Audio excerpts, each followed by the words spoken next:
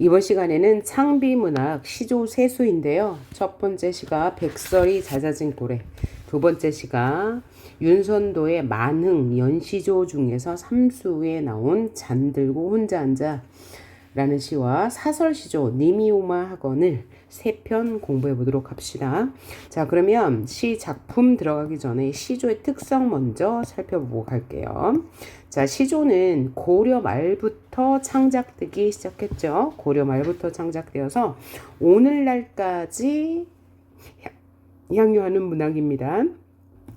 고려 말부터 현재까지 창작되는 문학으로 우리의 시가문학 중에서 가장 전통이 오래된 것이라고 할 수 있겠죠. 고려 말부터 현재까지 창작이 되니까.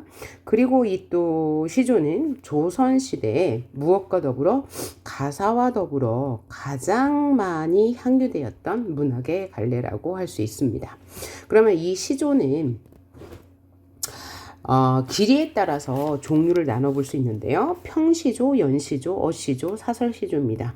자, 평시조라는 것은 정형시죠. 정형시로서 한 수만 있는 시예요. 그래서 이 시조는 초장, 중장, 종장으로 이루어졌잖아요. 그래서 초장, 중장, 종장으로 이루어졌는데 초장은 다시 이렇게 나눠볼 수 있어요. 이거는 1구, 2구, 3구, 4구, 5구, 6구로 이루어지고 1구는 다시 2음보로 이루어졌죠. 1음보, 2음보, 3음보, 4음보. 그래서 시조의 형식상 특징은 3장, 6구, 45자 내외에 이 종장 첫 음보는 3음보, 그죠?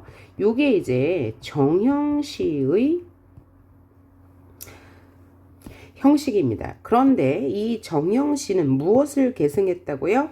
예, 바로 향가를 계승했다고 했죠. 향가는 4구체, 8구체, 19체가 있잖아요. 그래서 19체는 10줄이란 얘기죠. 이 19체 향가가 가장 정제된 향가의 갈래로 다른 말로 산해가라고 했는데 이 19체가 이렇게 10줄이 있으면 이 마지막 부분을 우리는 뭐라고 했어요? 낙구죠. 이 낙구의 첫 음보가 뭐라고요? 감탄사예요. 첫 음보가 감탄사인데 이 감탄사를 그대로 시조의 종장 첫 음보로 계승이 되었다고 했어요.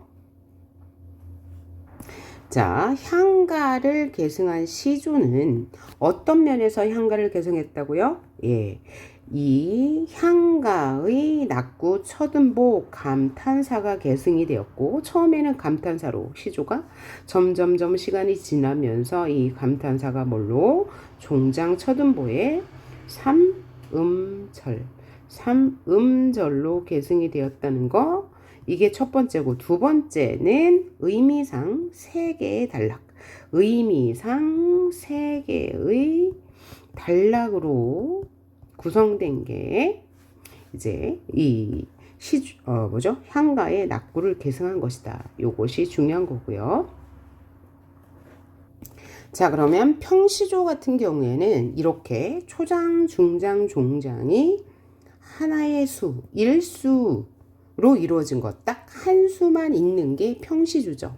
이 평시조가 연달아 일어나요. 그러니까 평시조의 장형화된 것이 연시조인데 이 연시조는 평시조에서 내용과 의미가 장형화된 것이다. 그래서 우리가 이번에 배울 이 창비문학에 나온 게 뭐라고요? 연시조 만흥이 될 거예요. 만흥. 누가 지었어요? 윤선도가 지었죠. 만흥을 살펴볼 거고요. 그 다음에 어시조는 뭐냐면 이렇게 초장, 중장, 종장 3장으로 이루어졌고 6구로 되어 있는 게 뭐라면 평시조라면, 이게 평시조라면 이 평시조에서 이 중장이 조금 더 한 배만큼만 길어지면 뭐래요? 어시조.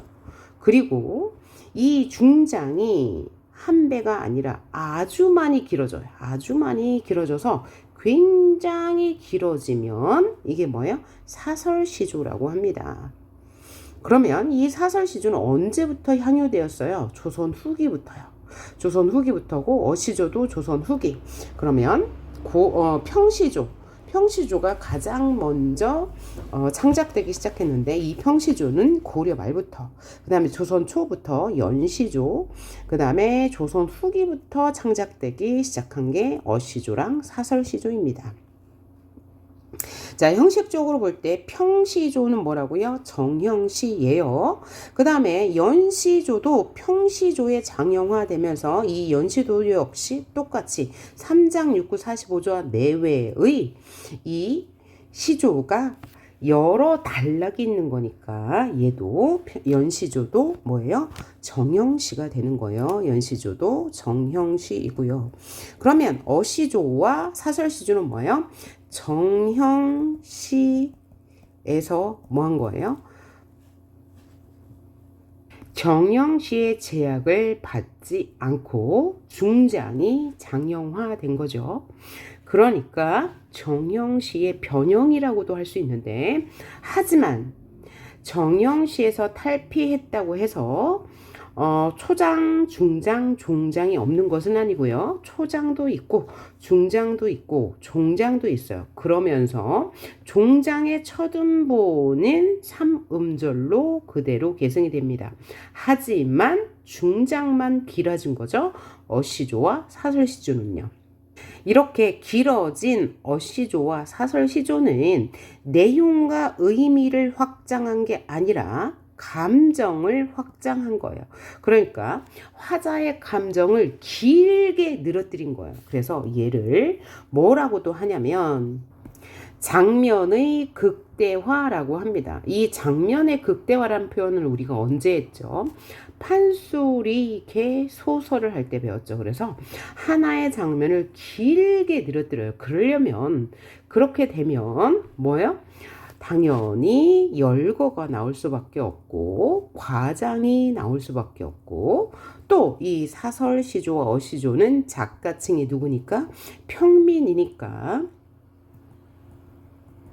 해학적인 표현이 나올 수 있고요. 생활의 진솔한 감정이 나올 수밖에 없어요. 생활의 진솔한 감정. 그리고 작자층으로 볼 때 고려 말부터 창작되기 시작한 이 평시조는 사대부와 기인역만이 창작했습니다. 초기에는요. 사대부들은 그럼 어떤 내용을 노래했을까요?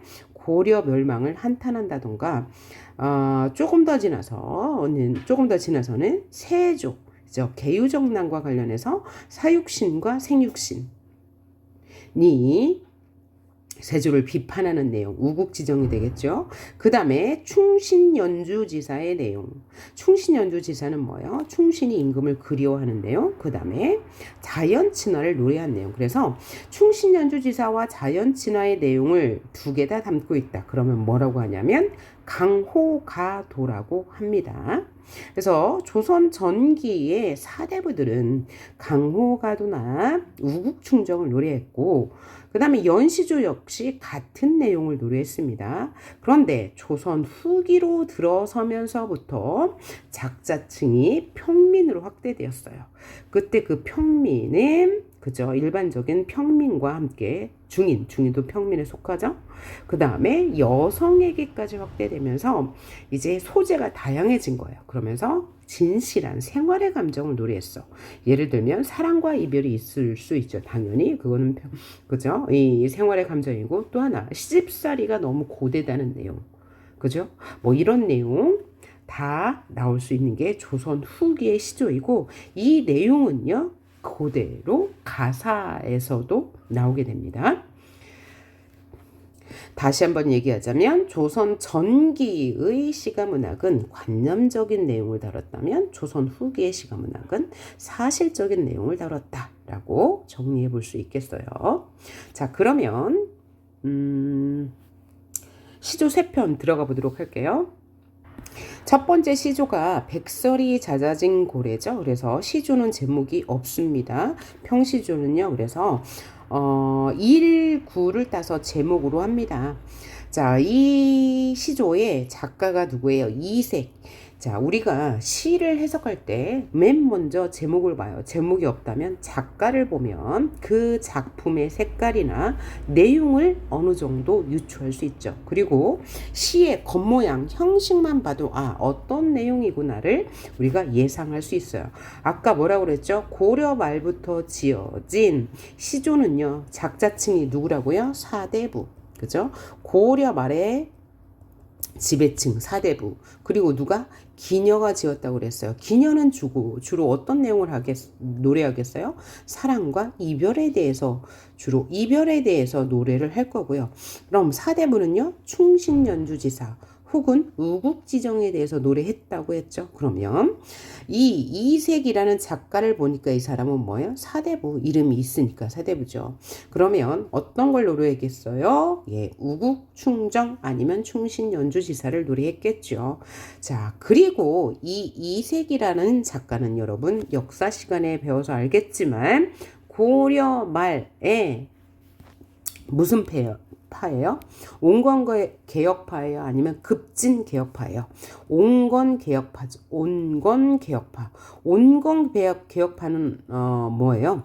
온건개혁파는 고려 말이 이제 권문세족들 에 의해서 굉장히 부패해졌어요. 정치상이. 그래서 이 고려 말에 개혁이 좀 필요해.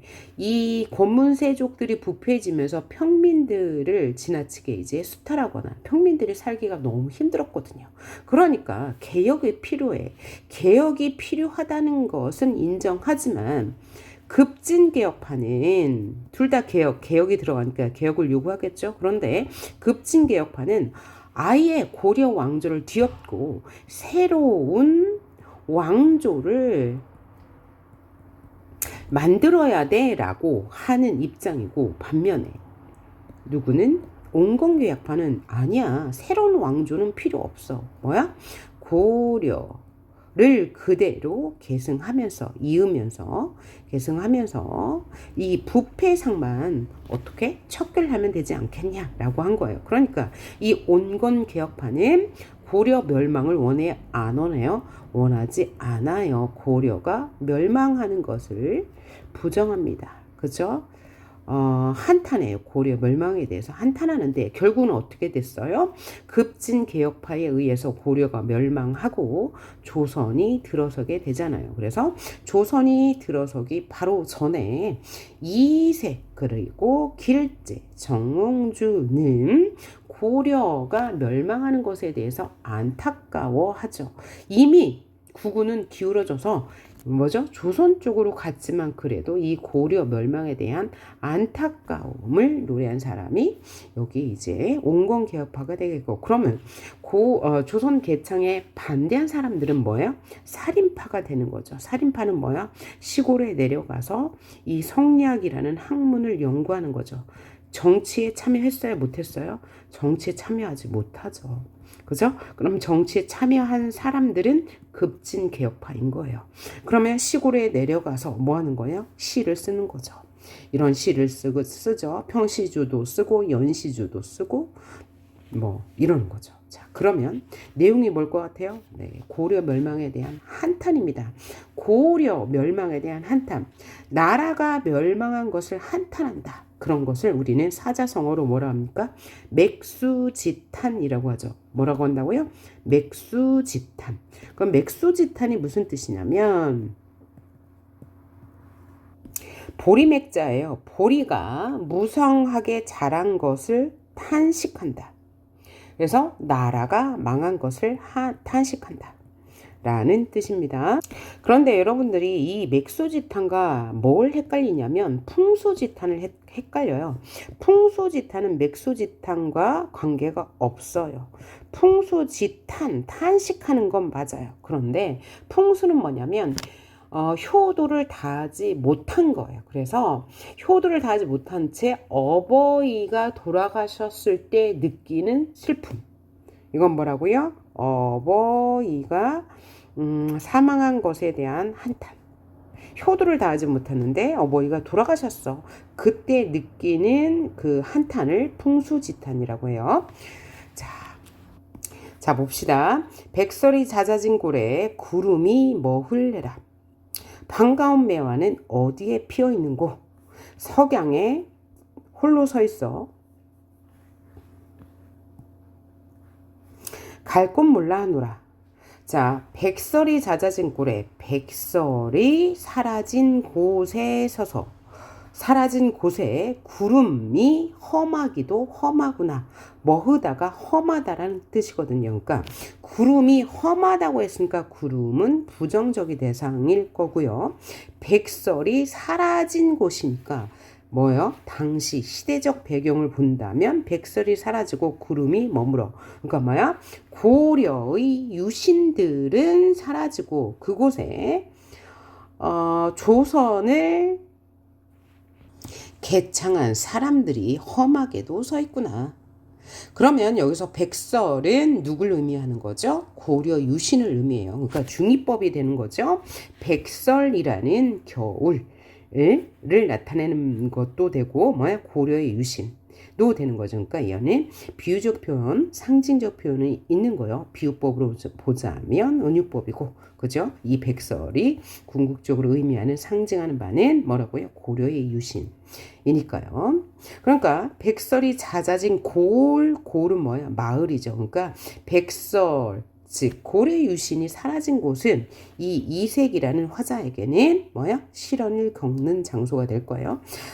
반가운 매화는 어느 곳에 피어 있는가? 그래서 매화는 뭐야? 관습적 상징물이죠. 그래서 관습적 상징물 중에서 뭐가 있죠? 충신을 상징하는 거 5가지. 그죠? 매화, 난초, 국화, 대나무, 소나무는 충신을 상징하는 관습적 상징이에요. 그러니까 이 고려, 백설이 잦아진 골은 뭘 말해요? 고려가 멸망한 이곳, 그죠? 이곳에 고려를 개창한 사람들이 득실되는구나. 반가운 매화는 어느 곳에 피었는 건가? 그 고려의 유신들, 고려의 충신들을 말하는 거죠. 매화는 어느 곳에 가 있는가? 라는 거예요. 그래서 이 매화는 충신을 말하기도 하고 봄의 계절감을 나타내 주기도 하죠. 자, 그러니까 백설이라는 것은 색채어예요. 뭐예요? 색채어 있고요. 그 다음에 매화도 뭐가 있어요? 색깔이 있을 거니까 여기도 색채어가 있는 거예요. 또 석양에 홀로 서 있어 갈 곳 몰라 한다. 석양은 저녁을 말하는 거죠. 노을이 지를 때. 그러니까 뭐야? 붉은 색깔의 이미지를 떠올릴 수 있어요. 그래서 얘도 색채어. 이때 색채어는 시간을 말해주는 거고, 그렇죠? 이 백설도 겨울이라는 계절적 배경을 말해주는 것도 되고, 그렇죠? 그러면서 이 백설은 뭐야? 고려 유신들을 말하기도 한다. 석양에 홀로 서 있다. 그러니까 이 저녁에 어디 이 고려가 패망한 곳에 홀로 서 있어. 그럼 어떤 감정이 들 거예요? 원래 있던 고려가 사라졌구나. 그럴 때 느끼는 감정을 우리는 뭐라고 그래요? 무상감이라고 합니다. 무상감은 뭐야? 그런가? 원래 있던 것이 뭔 거죠? 사라졌을 때 느끼는 감정을 우리는 무상감 혹은 인생 무상이라고 합니다. 왜 인생 무상을 느끼는 거예요? 고려에 대한 충정 때문에. 그래서 우국 충정이라고도 할 수 있는 거고요. 석양에 홀로 서 있는데 갈 곳 몰라 한다. 그러니까 한탄인 거죠. 나는 지금 어디로 가야지? 고려는 망했는데. 이런 화자의 생각을 읽을 수 있고, 그 다음에 내가 혼자 서 있으면서 갈 곳이 없다. 어떤 상황입니까? 굉장히 위태로운 상황이죠. 그리고 혼자 있어요. 아무도 자신을 돌봐줄 사람도 없고 친구도 없어. 그런 상태를 우린 뭐라고 그래요? 고립무원이라고 합니다. 고립무원은 고립되어 구원받을 때가 없을 때 쓰는 사자성어고요. 진퇴양난은 뭐예요? 진퇴양난 나아가지도 못하고 물러서지도 못하는 위급한 상황, 곤란한 상황, 이러지도 저러지도 못하는 상황. 진퇴유곡도 같은 말입니다. 자, 그럼 이 시조의 화자의 상황은 뭐야? 고려가 멸망한 상황. 그럴 때 무슨 한탄을 느끼죠? 뭐야? 맥수지탄을 느낍니다. 그래서 초장에서는 고려 멸망에 대한 염려가 느껴지고요. 중장에서는 무상감이 느껴지고요. 종장에서는 한탄스러움이 느껴집니다. 자, 우리가 요 시를 봤는데 이와 연관된 시, 뭐야? 길제시와 정몽주의 시가 있다고 했고, 이러한 우국충정을 노래한 시를 하나 더 봅시다. 두 개 더 볼 거예요. 처음에 두 번째로 볼 시가 구름이 무심탄 말이 이준호의 시인데요. 한번 읽어볼게요. 구름이 무심탄 말이 아마도 허랑하다.